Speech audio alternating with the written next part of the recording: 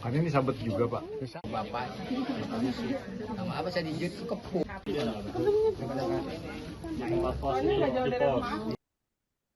Tribuners, kita akan kembali menyimak seputar kasus viral dari penjual es kue bernama Sudrajat. Kabarnya ia mendapatkan perlakuan tak mengenakan dari oknum aparat di wilayah Kemayoran, Jakarta Pusat pada Sabtu 24 Januari. Warga desa Rawapanjang, Kecamatan Bojonggede, Kabupaten Bogor itu difitnah menjual es kue berbahan spons oleh pria berpakaian polisi dan berseragam TNI. Sudrajat kabarnya dipermalukan di depan kamera hingga diminta untuk memakan dagangannya yang dianggap berbahaya untuk dikonsumsi dan barang jualannya diremas-remas. Pemirsa, terkait fakta dan bagaimana informasi selengkapnya, kami telah terhubung dengan jurnalis Tribun Bogor. Rekan Amar, silakan laporan Anda. Ya baik, terima kasih rekan Nurma dan Tribuners dimanapun Anda berada. Jadi baru-baru ini seorang penjual es kue keliling viral di media sosial karena barang dagangannya dituduh mengandung spons sehingga berbahaya untuk dikonsumsi. Nah, tuduhan tersebut dilayangkan oleh oknum aparat berbaju polisi dan seragam TNI di kawasan Kemayoran, Jakarta Pusat. Nah, bahkan salah satu oknum aparat tersebut meminta penjual es keliling tersebut untuk memakan dagangannya sambil melontarkan kalimat yang tak mengenakan. Nah, namun setelah dilakukan pengujian, makanan yang dijual oleh pria tersebut dinyatakan layak konsumsi dan tidak seperti yang dituduhkan. Nah, setelah dilakukan penelusuran oleh kami, penjual jajanan tersebut bernama Sudrajat yang tinggal di wilayah Desa Rawapanjang, Kecamatan Bojonggede, Kabupaten Bogor. Nah, pria yang karib disapa Jajat itu mengungkapkan kejadian tak mengenakan itu dialaminya pada hari Sabtu tanggal 24 Januari 2025. Nah, ketika ia sedang berjualan keliling, terdapat seorang bocah yang membeli dagangannya dan menyebut es kue buatannya tidak enak dan mengandung racun.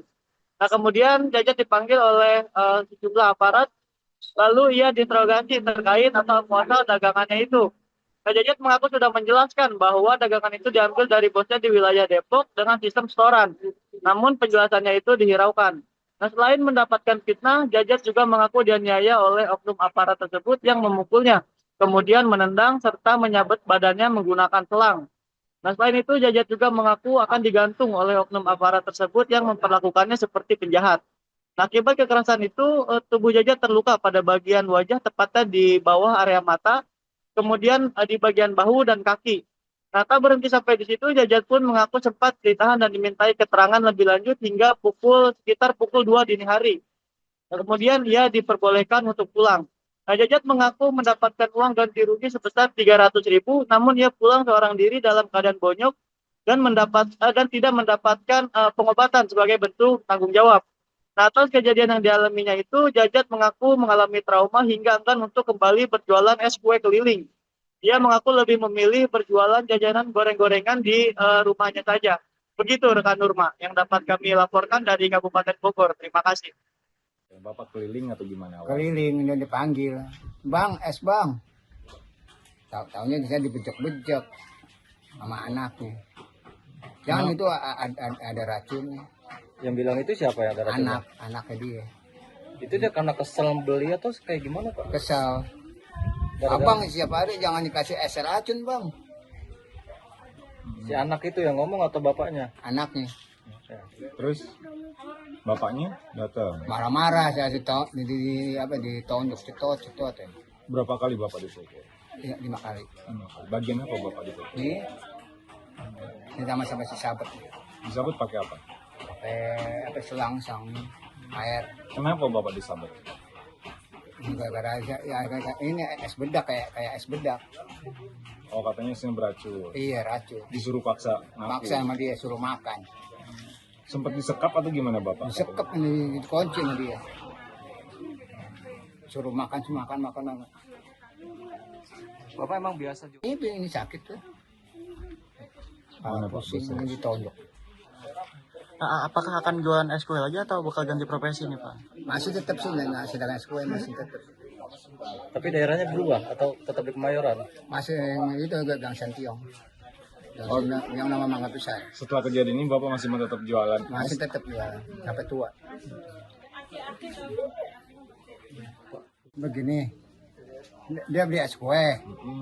Terus bapaknya polisi, saya belum tahu. Dibejok-bejok SQ-nya saya kayak kapas. Terus dia dilempar di SQ saya dilempar di ini, muka saya. Saya ditendang, atau semua dikepret, ditonjok Sama siapa Pak? sama polisi sama Polres.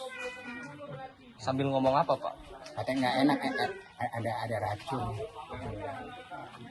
Bapak udah berapa lama jualan? 30 tahun, Setiap bawa itu berapa potong Pak? 150 150 potong.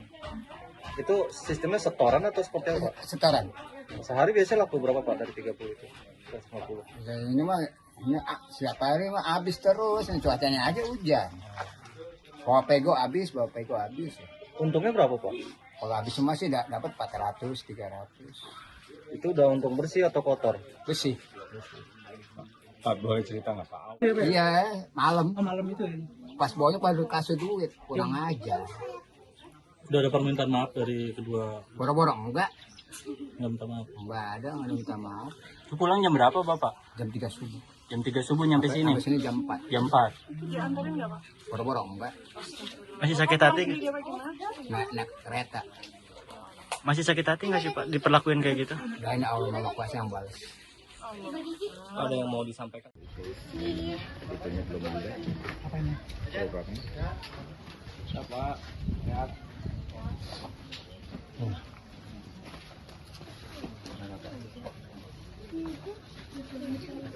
Kan ini sahabat juga Pak. Bapak. Sama apa saya dijut kepung. Tonjok. Pas kamera berarti ya Pak? Iya, ditekepung saya. Sama dia. Pakai apa tenang? Sepatu Baca bot. Nendang siapa Pak? Tentara. Tentara. Iya. Pas setelah kejadian itu dipukulin. Maksudnya Bapak nih, Bapak kan dari TKP. Soalnya nggak jauh dari rumah. Di pos. Bilang gimana emang Pak? Ampun Pak, bukan saya punya bos.